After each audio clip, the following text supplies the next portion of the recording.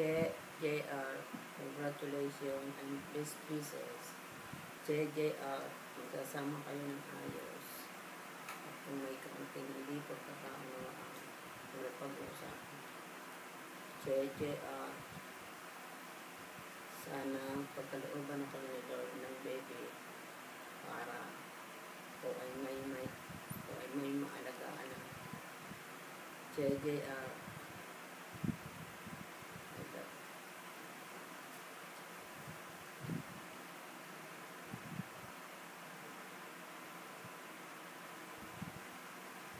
JJR, sana hindi kayo magsawang tumulong sa amin, lalong-lalo na kay sa kanyang pag-aaral. Maraming salamat.